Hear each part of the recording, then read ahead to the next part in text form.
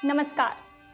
घड़ी में रात के 9 बज चुके हैं और वक्त हो गया है आपके पसंदीदा बुलेटिन प्राइम टाइम 8-9 का, जहां मिलती है आपको प्रदेश की हर ताजा खबर।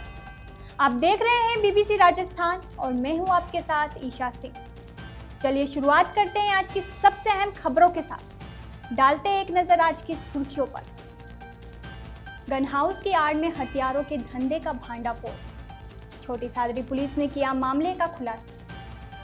उदयपुर में देवारी क्षेत्र के सकदर में दिखा लेपर्ड का मूवमेंट, सोशल मीडिया पर वायरल हो रहा है बेखौफ घूमते लेपर्ड का वीडियो। सलुम्बर में 16 किसानों को मिली सील ड्रिल मशीनें, आधुनिक खेती को मिलेगा बढ़ावा। लगातार बारिश के चलते सदर बाजार में ढही 4 मंजिला इमारत, श्रीगंगानगर प्रशासन की सतर्कता से बड़ा हादसा टला। सिरोही में झमाझम बारिश से माउंट आबू हुआ गुलजार, नगरपालिका की अव्यवस्थाओं से लोग परेशान। उदयपुर के कालका माता रोड क्षेत्र में फिर हुआ विवाद, मीट की दुकान को लेकर विवाद ने तूल पकड़ा। जालौर पुलिस ने किया नकली सीमेंट के खेल का खुलासा, साचौर के जेके वाइट सीमेंट के 13 नकली कट्टे जब्त। जालौर में पुलिस को चकमा देकर भागे अभयदास महाराज, छत पर जा बैठे तो प्रशासन ने की घेराबंदी। जनसुनवाई में भीलवाड़ा जिला फिर अव्वल, 100 प्रकरणों का मौके पर निस्तारण, मुख्य सचिव ने सराहा। सवाई माधोपुर पुलिस की बड़ी कार्रवाई, 198 किलो डोडा चूरा जब्त, 3 तस्कर गिरफ्तार। शिक्षा के 2 पहलू, चित्तौड़ भीलवाड़ा में शर्मसार हुए रिश्ते, वही राजसमंद में गुरु शिष्य के अनमोल बंधन ने रुलाया। राजसमंद में बनास नदी पार करते समय युवक बहा, स्थानीय लोगों की मदद से बचाने का प्रयास जारी। उदयपुर में अंतर्राज्यीय चोर गिरोह का पर्दाफाश, 3 आरोपी गिरफ्तार, 40 चोरियों का हुआ खुलासा। बागेश्वर धाम का बाड़मेर जैसलमेर में प्रचार प्रसार, हिंदू राष्ट्र और धर्म जागरण पर जोर। भावा पेट्रोल पंप पर हमले में 3 आरोपी गिरफ्तार, 1 फरार। राजसमंद में 2 दिन पहले हुई थी मारपीट पर तोड़फोड़ की घटना। सांसद बेनीवाल और हरीश चौधरी का काफिला जैसलमेर सीमा पर रोका गया। तो ये थी आज की बड़ी सुर्खियां। अब बढ़ते हैं खबरों की पूरी रिपोर्ट की ओर विस्तार से। छोटी सादरी थाना पुलिस और एजीटीएफ की संयुक्त कार्रवाई में अवैध हथियार तस्करी का बड़ा खुलासा हुआ है। कुख्यात अंकल गिरोह को लाइसेंसी गन हाउस की आड़ में हथियार और कारतूस सप्लाई करने वाले 3 आरोपियों को उत्तर प्रदेश के मथुरा और मैनपुरी से गिरफ्तार किया गया है। छोटी सादरी सीआई प्रवीण टाग के नेतृत्व में गठित टीम ने जब मामले की परतें खोली तो चौंकाने वाला नेटवर्क सामने आया है। दरअसल 28 जून को पुलिस ने एक आरोपी राकेश राठौर को देशी पिस्टल और 2 खाली मैगजीन के साथ पकड़ा था। पूछताछ में राकेश ने सलमान नामक आरोपी का नाम बताया, जिसके पास से भारी मात्रा में देशी विदेशी हथियार व जिंदा कारतूस बरामद हुए। जांच में सामने आया कि गन हाउस संचालक कमल, नवीन और गोपाल फर्जी लाइसेंस के आधार पर अंकल गिरोह के सदस्यों को हथियार बेचते थे। सरकारी दर से ज्यादा कीमत लेकर यह हथियार मथुरा से प्रतापगढ़ तक भेजे जाते थे। गिरोह के सदस्य सागर, नितिन और राहुल फर्जी लाइसेंस बनाकर हथियार खरीदते और इन्हें अंकल उर्फ प्रवीण वर्मा और जितेंद्र सिंह को सौंपते थे, जो आगे सलमान तक पहुंचते थे। पुलिस ने तीनों आरोपियों को डिटेन कर गिरफ्तार कर लिया है। पूरे नेटवर्क की जांच अभी जारी है। पुलिस अभी सफेद हथियार सप्लाई चेन से जुड़े अन्य आरोपियों की तलाश में जुट गई। उदयपुर के देवारी क्षेत्र के सकदर में लेपर्ड का मूवमेंट दिखा है। मानसून सीजन में ऐसा कम देखने को मिलता है कि लेपर्ड जंगल क्षेत्र से बाहर आए। हालांकि जिस एरिया में लेपर्ड दिखा है उसके आसपास अरावली की पहाड़ियां और जंगल है। लेपर्ड के इस मूवमेंट को राह चलते एक कार चालक ने अपने मोबाइल में रिकॉर्ड किया, जो अब सोशल मीडिया पर भी वायरल हो रहा है। जब लेपर्ड को वाहन चालक की भनक लगी तो वह जंगल एरिया में चला गया।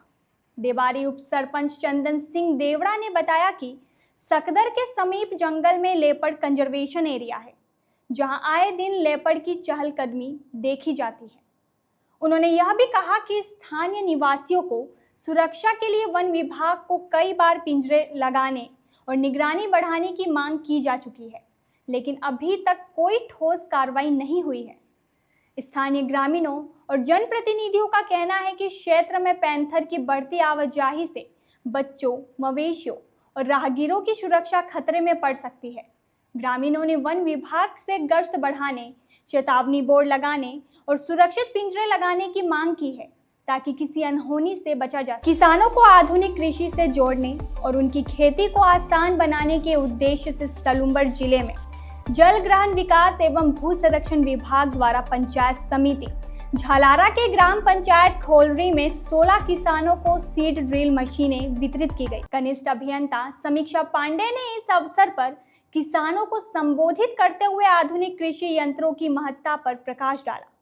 उन्होंने बताया कि वर्तमान समय में बढ़ती हुई लागत और श्रमिकों की कमी के कारण किसानों को कृषि कार्यों में कई चुनौतियों का सामना करना पड़ रहा है। ऐसे में सीड ड्रिल मशीन जैसे कृषि यंत्र किसानों के लिए एक वरदान साबित हो सकते हैं। सीड ड्रिल मशीनों की सहायता से फसलों की बुवाई का काम कम समय और कम श्रम में आसानी से किया जा सकता है। यह मशीन न केवल बुवाई प्रक्रिया को तेज करती है, बल्कि बीजों को सही दूरी और गहराई पर बुवाई सुनिश्चित कर उपज बढ़ाने में भी सहायक होती है। समीक्षा पांडे ने किसानों को इन मशीनों के उपयोग के लाभों और कृषि सुधार के इनके प्रभाव के बारे में विस्तृत जानकारी प्रदान की। इस पहल से क्षेत्र के किसानों को निश्चित रूप से लाभ होगा और वे आधुनिक कृषि तकनीकों को अपनाकर अपनी आय में वृद्धि कर सकेंगे। श्रीगंगानगर के सदर बाजार इलाके में लगातार बारिश के कारण एक 4 मंजिला पुरानी इमारत अचानक ढह गई। गनीमत रही कि जिला प्रशासन और नगर परिषद की तत्काल सतर्कता से एक बड़ा हादसा टल गया और कोई जान माल का नुकसान नहीं हुआ। जानकारी के अनुसार पिछले कुछ दिनों से हो रही लगातार बारिश ने इमारत की नींव को कमजोर कर दिया था, जिससे उसमें दरारें आ गई थी। स्थिति की गंभीरता को भांपते हुए प्रशासन की टीम ने समय रहते ही भवन को खाली करवा लिया था। इस त्वरित कार्रवाई के चलते भवन में रह रही एक बुजुर्ग महिला भी बाल बाल बची। इमारत ढहने के तुरंत बाद प्रशासन और नगर परिषद की टीम मौके पर पहुंची और इलाके को सील कर दिया गया। सिरोही जिले में बीती रात से जारी झमाझम बारिश ने पूरे इलाके को तरबतर कर दिया है। सिरोही, आबू रोड, माउंट आबू और पिंडवाड़ा सहित सभी क्षेत्रों में हल्की से तेज बारिश दर्ज की गई, जिससे नदी नालों में पानी की अच्छी आवक हुई है। वासा और वालोरिया बांध पर पानी की चादर चलने से स्थानीय लोगों में खुशी का माहौल है। हिल स्टेशन माउंट आबू में बारिश के कारण मौसम बेहद सुहावना हो गया है। पहाड़ियों से बहते झरने और चारों ओर फैली हरियाली ने प्राकृतिक सौंदर्य को और बढ़ा दिया है, जिससे पर्यटकों की संख्या में बढ़ोतरी की उम्मीद है। बादलों की ओट से झांकती सूरज की किरणें और हल्की ठंडी हवा पर्यटकों को खूब लुभा रही है। यहाँ पहुंचे सैलानी इस रमणीय मौसम का जमकर आनंद ले रहे हैं। पहाड़ी ढाबों और कैफे में चाय के साथ गर्म पकोड़े और अन्य स्थानीय व्यंजन उनके सफर को और भी यादगार बना रहे हैं। प्रकृति प्रेमियों और सुकून की तलाश करने वालों के लिए माउंट आबू इस समय किसी स्वर्ग से कम नहीं है। एक और जहां बारिश ने मौसम को खुशनुमा बना दिया है, वहीं दूसरी ओर आबू रोड नगर पालिका की मानसून पूर्व तैयारियों की पोल खुल गई है। शहर के अंबाजी रोड पर कुम्हार मोहल्ले के सामने मुख्य मार्ग पर भारी जल भराव हो गया है, जिससे राहगीरों और स्थानीय लोगों को भारी परेशानी का सामना करना पड़ा। नागरिकों ने नगर पालिका पर मानसून से पहले उचित व्यवस्था न करने का आरोप लगाया है। उन्होंने कहा कि हर साल बरसात में यही स्थिति रहती है, लेकिन जिम्मेदार अधिकारी सिर्फ औपचारिकता निभाकर रह जाते हैं। यह स्थिति नगर पालिका की लापरवाही को साफ दर्शाती है। बहुत अच्छी बारिश हो रही है, मौसम बहुत ही अच्छा है। माउंट आबू में आप इस मौसम में आए, इससे पहले कभी माउंट आबू आए हैं? पहले भी आए थे, पर तब बारिश नहीं हो रही। माउंट आबू एंजॉय कर रहे हैं बहुत एंजॉय कर रहे हैं। सुबह सुबह चाय की चुस्की के साथ कॉफी चाय और समोसा एंजॉय कर रहे हैं। उदयपुर के कालका माता रोड क्षेत्र में मीट की दुकान को लेकर जारी विवाद ने शुक्रवार को एक बार फिर तूल पकड़ लिया है। संघर्ष समिति के आह्वान पर बड़ी संख्या में स्थानीय लोग विरोध प्रदर्शन के लिए एकत्रित हुए। क्षेत्रवासियों ने आरोप लगाया कि लंबे समय से दुकान को बंद कराने की मांग की जा रही है, लेकिन प्रशासनिक उदासीनता के चलते अब तक कोई ठोस कार्रवाई नहीं हुई है। प्रदर्शन के दौरान बुजुर्गों से लेकर युवाओं, महिलाओं और बच्चों तक ने भाग लिया। लोगों ने हाथों में तख्तियां लेकर नारेबाजी की और मीट दुकान को बंद करने की मांग को लेकर अपनी आवाज बुलंद की। प्रदर्शनकारियों ने आरोप लगाया कि पहले भी कई बार जिला प्रशासन, नगर निगम और संबंधित अधिकारियों को ज्ञापन सौंपा गया, लेकिन हर बार सिर्फ आश्वासन ही मिले। प्रदर्शनकारियों का कहना है कि क्षेत्र की सांस्कृतिक और परंपरागत मर्यादाओं को ध्यान में रखते हुए इस दुकान का संचालन पूरी तरह अनुचित है। जालोर पुलिस ने नकली खाद्य पदार्थों और अवैध गतिविधियों के खिलाफ चलाए जा रहे विशेष अभियान के तहत बड़ी कार्रवाई की है। सांचौर पुलिस ने एक सीमेंट एजेंसी पर छापा मारकर जेके व्हाइट सीमेंट के 13 नकली कट्टे जब्त किए हैं। इस मामले में दुकान संचालक के खिलाफ कॉपीराइट एक्ट के तहत प्रकरण दर्ज कर अनुसंधान शुरू कर दिया गया है। जोधपुर रेंज महानिरीक्षक विकास कुमार के निर्देश और जिला पुलिस अधीक्षक जालोर ज्ञान चंद्र यादव के मार्गदर्शन में यह कार्रवाई की गई। अतिरिक्त पुलिस अधीक्षक सांचौर आवर्दान रत्नू और सहायक पुलिस अधीक्षक वृत्त सांचौर काबले शरण गोपीनाथ आईपीएस के निकट सुपरविजन में थानाधिकारी सांचौर देवेंद्र सिंह कछवाह के नेतृत्व में एक टीम का गठन किया गया। जानकारी के अनुसार 17 जुलाई को जेके सीमेंट के अधिकृत प्रतिनिधि लालर्स नेटवर्क लिमिटेड से ललित सिंह निवासी आसोत्रा बालोत्रा ने पुलिस को सूचना दी कि सांचौर में श्री गणेश सीमेंट एजेंसी पर जेके व्हाइट सीमेंट का नकली उत्पाद बेचा जा रहा है। सूचना पर पुलिस ने तत्काल श्री गणेश सीमेंट एजेंसी सांचौर पर दबिश दी और गहन तलाशी ली। तलाशी के दौरान वहां से जेके व्हाइट सीमेंट के 13 नकली कट्टे बरामद हुए, जिन्हें तुरंत जब्त कर लिया गया। पुलिस ने तत्काल कार्रवाई करते हुए दुकान संचालक रमेश पुरी निवासी सुरावा के खिलाफ सांचौर थाने में मामला दर्ज किया है। पुलिस ने मामले की गंभीरता को देखते हुए तत्काल अनुसंधान शुरू कर दिया है। इस कार्रवाई में उपनिरीक्षक अमृतलाल, सहायक उपनिरीक्षक मदन लाल सहित पुलिस कर्मियों की टीम शामिल रही। जालोर में अभयदास महाराज और प्रशासन के बीच टकराव बढ़ गया है। महाराज पुलिस को चकमा देकर मंदिर दर्शन को निकले। पुलिस ने कथा स्थल से भीड़ के साथ जाने से रोका तो वह पुलिस को चकमा देकर निकल गए। राजस्थान के जालोर में पूरा दिन पुलिस और अभयदास महाराज के बीच गहमागहमी भरा रहा। 2 दिनों से चल रहे विवाद ने भागदौड़ का रूप ले लिया। महाराज बजरंग दल और समर्थकों के साथ बायोसा माता मंदिर के लिए रवाना हो गए।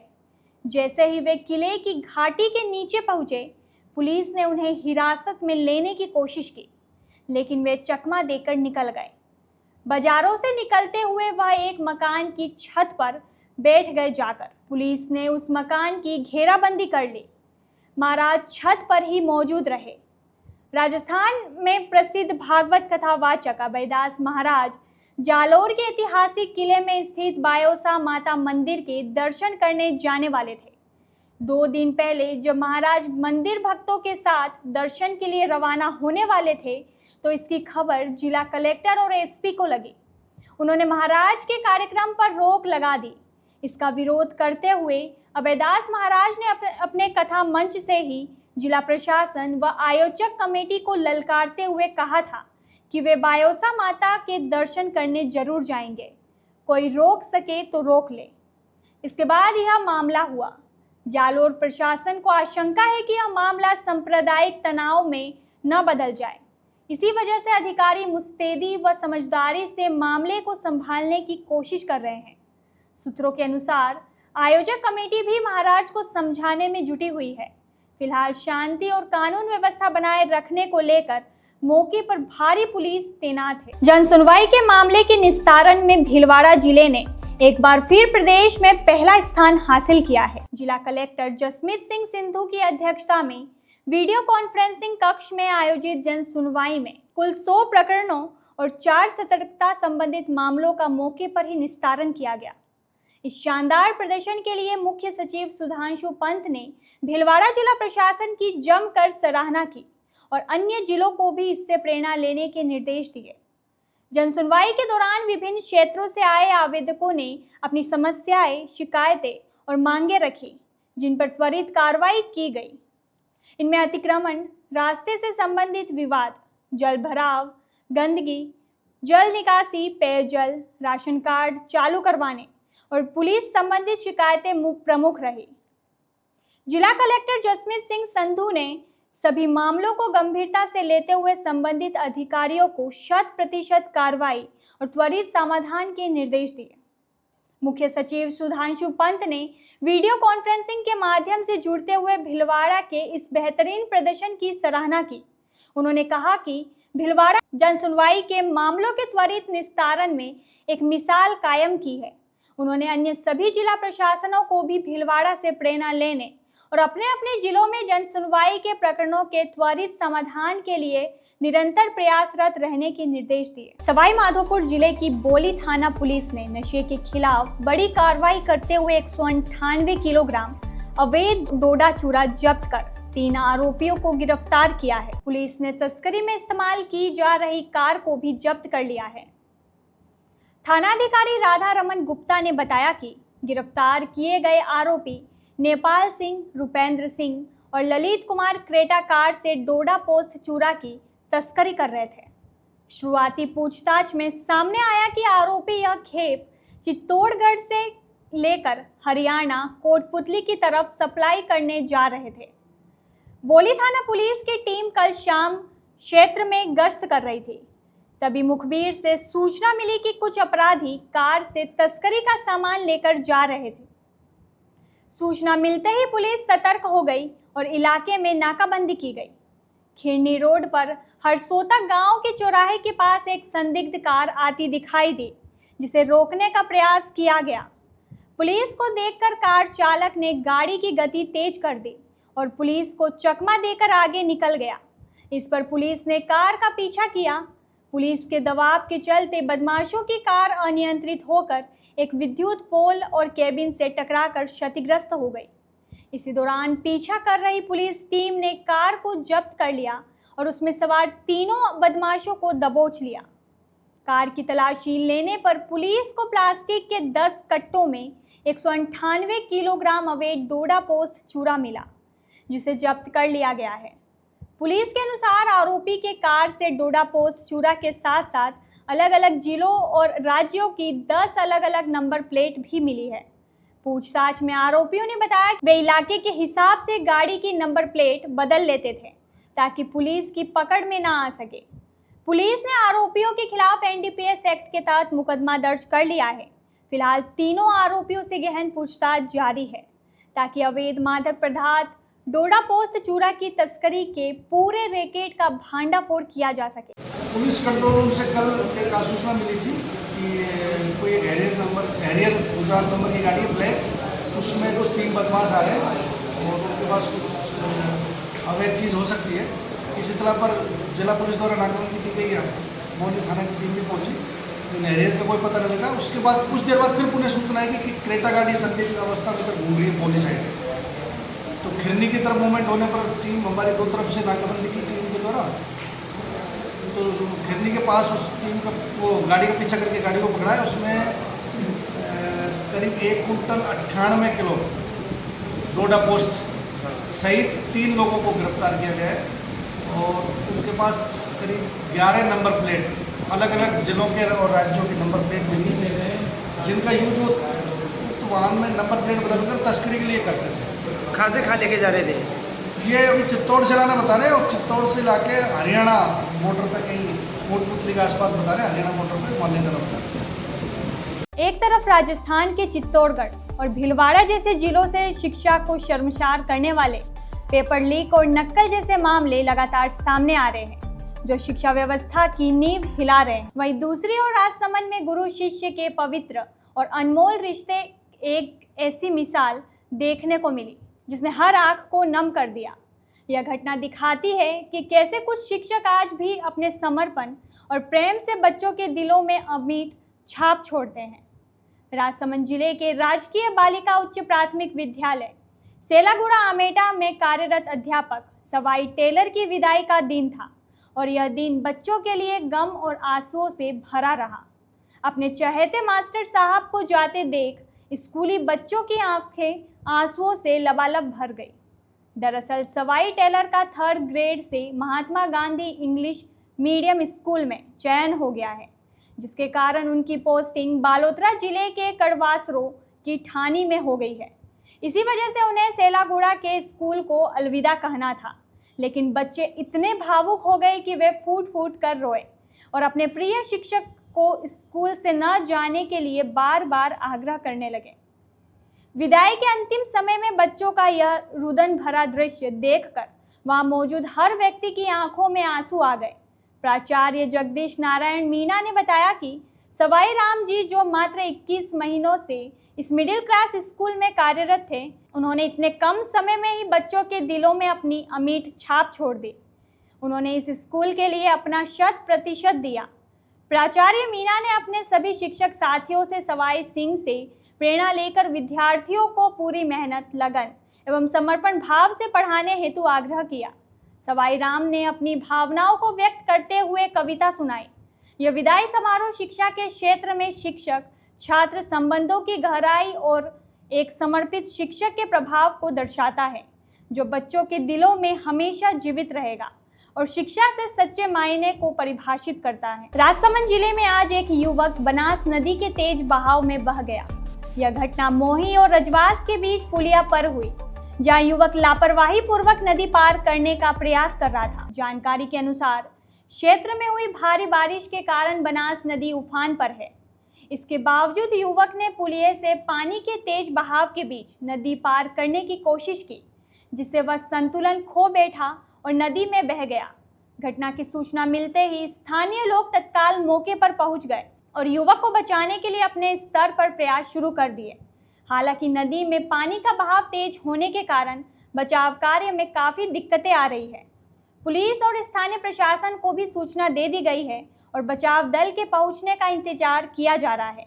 यह घटना एक बार फिर प्रशासन की तैयारियों और सुरक्षा इंतजामों पर सवाल खड़े करती है। नदियां और नाले उफान पर होने के बावजूद ऐसे स्थानों पर पर्याप्त सुरक्षा व्यवस्था और चेतावनी बोर्ड का अभाव कहीं न कहीं हादसों का कारण बन रहा है। लोगों का कहना है कि जब तक प्रशासन ऐसे संवेदनशील स्थानों पर सुरक्षा के पुख्ता इंतजाम नहीं करेगा, तब तक ऐसे हादसे होते रहेंगे। उदयपुर शहर की गोवर्धन विलास थाना पुलिस ने अंतर्राज्यीय चोर गिरोह का पर्दाफाश किया है।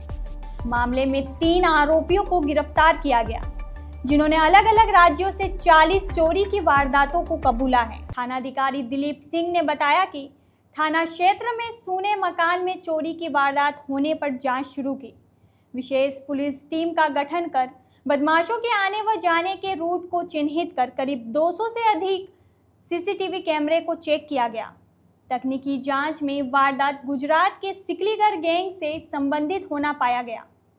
फिर सिकलीगर गैंग के संभावित ठिकानों के लिए रवाना किया गया। टीम ने विभिन्न स्थानों पर दबिश देकर उक्त तीनों आरोपियों को गिरफ्तार किया। पूछताछ में आरोपियों ने ऋषभ देव व डूंगरपुर जिले सहित राजस्थान, गुजरात, मध्य प्रदेश व महाराष्ट्र राज्य में 40 से ज्यादा नकबजनी की वारदातें करना स्वीकार किया है। पुलिस आरोपियों से पूछताछ कर रही है और चोरी के और भी मामले खुलने की संभावना है। बागेश्वर धाम सेवा समिति से जुड़े संत परमेश्वर महाराज ने बाड़मेर और जैसलमेर जिलों में धर्म जागरण और हिंदू राष्ट्र के संकल्प को लेकर महत्वपूर्ण बैठकें की। इन बैठकों में घोड़ा धाम, नांद और भियाड़ सहित विभिन्न स्थानों पर स्थानीय भक्तों और पदाधिकारियों ने हिस्सा लिया। परमेश्वर महाराज ने बाड़मेर जिला अध्यक्ष बाबूलाल गुर्जर के साथ साधुल धाम घोड़ा, भवानी जी के निवास पर नाद और किशन राम के निवास पर भियाड़ में धार्मिक बैठकें ली। इन बैठकों का मुख्य उद्देश्य बागेश्वर धाम सरकार के पूज्य गुरुदेव पंडित धीरेन्द्र कृष्ण शास्त्री के संकल्पों को जन जन तक पहुंचाना था। महंत परमेश्वर महाराज ने अपने प्रवचन में भारत को हिंदू राष्ट्र बनाने के संकल्प पर विशेष जोर दिया। उन्होंने कहा कि इस लक्ष्य की प्राप्ति के लिए हर ग्राम स्तर पर सुंदरकांड मंडल गठित करना आवश्यक है। उन्होंने पहले से संचालित सुंदरकांड मंडलों को बागेश्वर धाम जन सेवा समिति से जोड़ने का आह्वान किया। इसके अतिरिक्त उन्होंने हर घर में हनुमान चालीसा पाठ करने की प्रेरणा दी और बागेश्वर धाम पर बन रहे कैंसर हॉस्पिटल के सहयोग करने का महत्व भी बताया। परमेश्वर महाराज के धार्मिक प्रवास के दौरान सुरेश घोड़ा, मेवाराम, भवानी, आकाश और सैकड़ों भक्तों ने धाम से जुड़े राष्ट्रव्यापी कार्यों में सहयोग करने का आश्वासन दिया। इस दौरान भारी संख्या में भक्तगण मौजूद रहे और उन्होंने बागेश्वर धाम के उद्देश्यों को पूरा करने में अपनी सक्रिय भूमिका निभाने की संकल्प किया। राजसमंद के भावा पेट्रोल पंप पर 17 जुलाई की रात हुई तोड़फोड़ और मारपीट की वारदात का काकरोली पुलिस ने चंद घंटों में खुलासा कर दिया है। पुलिस ने सीसीटीवी जांच के आधार पर 3 आरोपियों राजकुमार माली, दिनेश गुर्जर और ललित सिंह को भीलवाड़ा से गिरफ्तार कर लिया है। चौथा आरोपी कन्हैया लाल अभी फरार है। घटना के दौरान 4 युवकों ने 2 बार पेट्रोल पंप पर हमला किया, जिससे कर्मचारियों को गंभीर चोटें आई और करीब 1 लाख का नुकसान हुआ। पूछताछ में सामने आया कि कहासुनी के बाद बदला लेने की नीयत से हमला किया गया। पुलिस ने वारदात में प्रयुक्त कार भी जब्त कर ली है। पुलिस आरोपियों से पूछताछ कर रही है और मामले की आगे की कार्रवाई जारी है। पिछले दिनों बासनपीर में हुए छतरियों के विवाद के मामले में जैसलमेर बाड़मेर सांसद उम्मेद राम बेनीवाल और कांग्रेस के एमपी प्रभारी हरीश चौधरी हजारों कार्यकर्ताओं के साथ जैसलमेर जिले की सीमा पर पहुंचे। हालांकि पुलिस और जिला प्रशासन ने उनके काफिले को जिले की सीमा पर ही रोक दिया और उन्हें बासनपीर में कार्यक्रम करने की अनुमति नहीं दी। जानकारी के अनुसार बायतू विधायक हरीश चौधरी ने जिला कलेक्टर से लिखित में बासनपीर में गांधीराम धुन एवं सर्वधर्म प्रार्थना के आयोजन कार्यक्रम की अनुमति मांगी थी। इस आयोजन का उद्देश्य आम जन को शांति और कौमी एकता का संदेश देना था।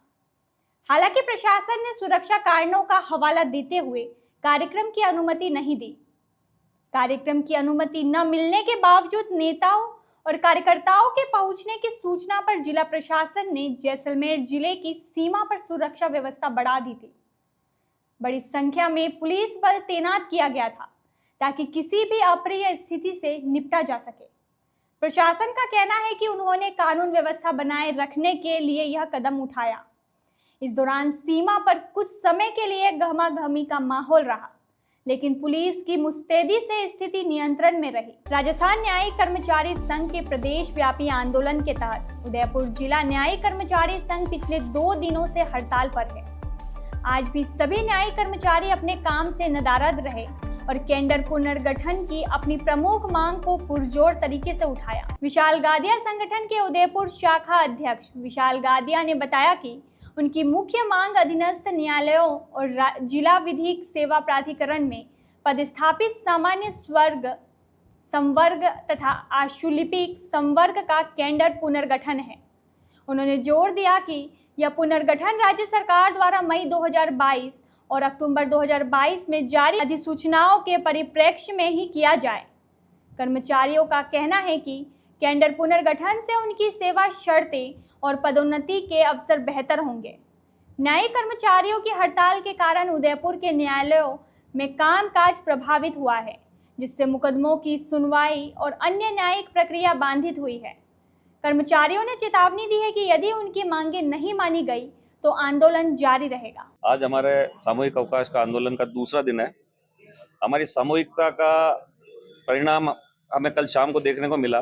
संयुक्त शासन सचिव महोदय ने माननीय राजस्थान उच्च न्यायालय से मीटिंग के लिए पत्र जारी कर दिया है, पर उसमें तारीख उन्होंने 25 तारीख दी है, वो हमारी एकता को तोड़ने के लिए दी है।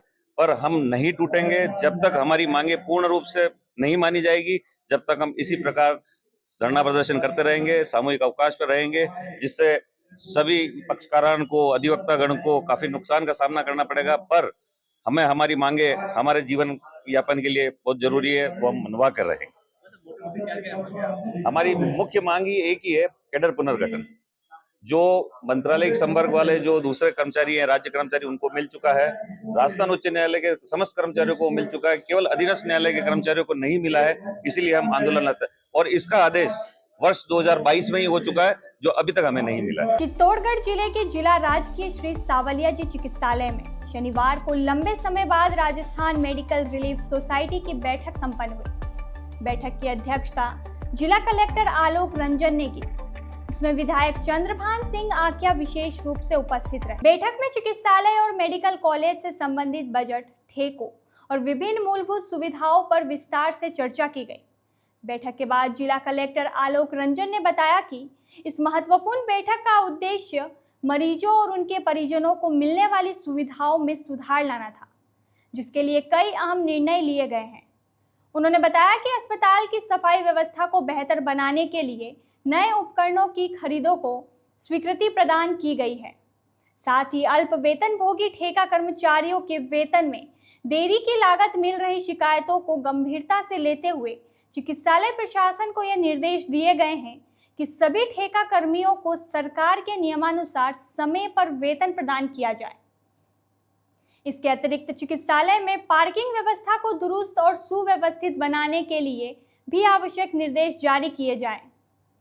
जिला कलेक्टर ने जानकारी दी है कि विधायक चंद्रभान सिंह आक्या की अनुशंसा पर मेडिकल कॉलेज परिसर में निर्माणाधीन नए चिकित्सालय भवन के निर्माण के लिए DMFT फंड से बजट प्रस्तावित किया गया है। इसके अलावा स्थानीय स्तर पर दवाओं और चिकित्सा उपकरणों की खरीद के लिए भी बजट आवंटन पर चर्चा की गई है। इस बैठक में विधायक चंद्रभान सिंह आक्या, मेडिकल कॉलेज प्राचार्य डॉक्टर प्रमोद तिवारी सहित चिकित्सालय के वरिष्ठ चिकित्सक एवं अन्य अधिकारी उपस्थित रहे। देखिए, RMRS की मीटिंग जो है काफ़ी समय बाद संचालित हुई है और निश्चित रूप से जो काफ़ी सारे पेंडिंग इश्यूज थे उनको लेकर के विस्तृत डिस्कशन हुआ है। जैसे मुख्य रूप से जो हॉस्पिटल है और मेडिकल कॉलेज है, इनसे संबंधित विभिन्न प्रकार के जो टेंडर हैं उनके संबंध में डिस्कशन हुआ। यहाँ के कर्मचारी उनको सैलरीज में कुछ इश्यूज थे, उसको लेकर के कुछ शिकायतें थी, उस पर बात हुई। काफ़ी सारे इक्विपमेंट जो हैं वो इन्होंने पहले ख़रीद रखे थे। कुछ इक्विपमेंट्स की अभी रिक्वायरमेंट बताई है, जिसके लिए बजट को अप्रोप्रिएट किया गया, उसकी अनुमति दी गई है। इसके अतिरिक्त जो कई एक्सपेंडिचर खर्चे जो दवाओं के और बाकी उपकरणों के पूर्व में हुए थे, उनको भी समिति ने परीक्षण करके अनुमति दी है। कुछ अपने ऑब्जर्वेशन पास किए हैं, जैसे कि हॉस्पिटल में सफाई व्यवस्था के लिए जो वर्तमान व्यवस्था है उसको किस प्रकार से मैकेनाइज बनाया जाए।